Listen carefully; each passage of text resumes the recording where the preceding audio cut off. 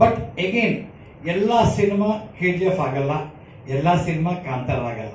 ನಾನು ಲೈಫಲ್ಲಿ ಒಂದೇ ಆಪ್ತಮಿತ್ರ ಕೊಟ್ಟಿದ್ದೆ, ಅದಾದಮೇಲೆ ಬೇರೆ ಆಪ್ತಮಿತ್ರ ಮತ್ತೆ ಕೊಡೋಕ್ಕಾಗಿಲ್ಲ ಆಯಿತಾ. ಸೊ ಒಂದೊಂದು ಸಿನಿಮಾ ಒಂದೊಂದು ರೇಂಜಲ್ಲಿ ಒಂದು ಡಿಫ್ರೆಂಟ್ ಕೊಡ್ತೀವಿ ನಾವು. ನಿರ್ಮಾಪಕರಾಗಲಿ, ನಿರ್ದೇಶಕರಾಗಲಿ, ಇಲ್ಲ ನಟರಾಗಲಿ, ನಾವೆಲ್ಲರೂ ಎಲ್ಲ ಸಿನಿಮಾ ವ್ಯತ್ಯಾಸವಾಗಿ ಡಿಫ್ರೆಂಟಾಗಿ ರಿಪೀಟ್ ಆಗಬಾರ್ದು, ಆಡಿಯನ್ಸ್ಗೆ ಡಿಫ್ರೆಂಟಾಗಿ ಕೊಡಬೇಕು ಅಂತ ಪ್ರಯತ್ನ ಪಡ್ತೀವಿ. ಅಂಥ ಪ್ರಯತ್ನದಲ್ಲಿ ನಮಗೆ ನಿಮ್ಮ ಮೀಡಿಯಾ ಸಪೋರ್ಟ್ ಅನ್ನೋದು ತುಂಬ ತುಂಬ ಮುಖ್ಯ. ಅದು ಇವತ್ತು ಈ ಮಾರ್ಕೆಟಿಂಗ್ ಅಂತ ಏನಿದೆ, ಸಿನಿಮಾ ಮಾಡೋದಕ್ಕಿಂತ marketing has become the biggest thing. ಯಾಕಂದರೆ ಜನರಿಗೆ ಸಿನಿಮಾ ಮುಂಚೆ ಅದು ಸಿನಿಮಾ ಒಂದೇ ಇದ್ದಿದ್ದು ನೋಡೋಕ್ಕೆ. ಇವತ್ತು ಎಂಟರ್ಟೈನ್ಮೆಂಟ್ ಅಂದರೆ lot of options. So cinema has become like first ಪ್ರಯಾರಿಟಿಲಿ ಇಲ್ಲ. ಈಗ ಸಿನಿಮಾ 4, 5, 6, 7ನೇ ಪ್ರಯಾರಿಟಿಲಿದೆ. ಮತ್ತೆ ಆ ಪ್ರಯಾರಿಟಿ ಮೇಲೆ ಬರಬೇಕು ಅಂದರೆ ನಮಗೆ ನಿಮ್ಮ ಸಪೋರ್ಟ್ 100% ಬೇಕು. Without you we cannot. At the same time don't make media too much commercial. ನಾವು ತುಂಬ ವೀಕ್ ಆಗಿಬಿಟ್ಟಿದ್ದೀವಿ. Producers have become very weak when it comes to Kannada cinema industry. We are not having sales. ಮತ್ತೆ ಹಳೆ ಕಾಲದ ಥರ ಥಿಯೇಟ್ರಲ್ಲಿ ಬಂದು ಜನರು ನೋಡಿದ್ರೇ ಎ ಪ್ರೊಡ್ಯೂಸರ್ಗೆ success, cinema success. Not OTT, not satellite. ಅದೆಲ್ಲ ಮುಂಚಿನ ಥರ ಮುಂಚೆ ಇರುತ್ತೆ. ಟಿ ವಿಗೆ ಯಾವಾಗ ಬರೋದು? 2 ವರ್ಷ 3 ವರ್ಷ ಆಮೇಲೆ ಟಿ ವಿ ನೋಡ್ತಾ ಇದ್ವಿ ನಾವು. ಬಟ್ ಎಲ್ಲರೂ ಥಿಯೇಟ್ರಿಗೆ ಬಂದು ನೋಡಿದ್ರೆ ಸಕ್ಸಸ್.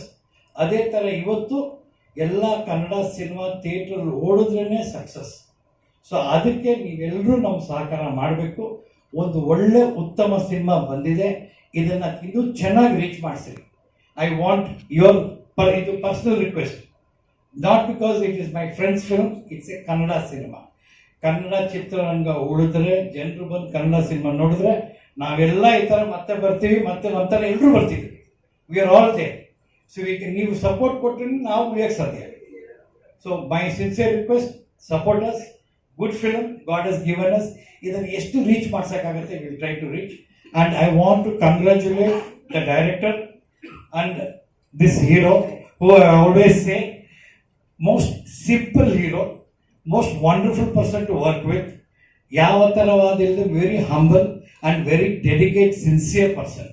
ಈ ಸಿನಿಮಾ ನೋಡಿದ್ರೆ ನಿಮಗೆ ಗೊತ್ತಾಗುತ್ತೆ ಎಷ್ಟು ಇತ್ತು. ಯಾಕಂದರೆ ಈ ಸಿನಿಮಾ ಫಸ್ಟ್ ಶೆಡ್ಯೂಲಿಂದ they had problems, nothing went right. ಪಾಪ ಉತ್ತರಾಖಂಡ್ಗೆ ಹೋದರು, ಅಲ್ಲಿ ಫುಲ್ಲು ಸ್ನೋ, ಶೂಟಿಂಗ್ ಮಾಡೋಕ್ಕಾಗಲಿಲ್ಲ. ಅಲ್ಲಿಂದ ಬಂದರು. So it took time.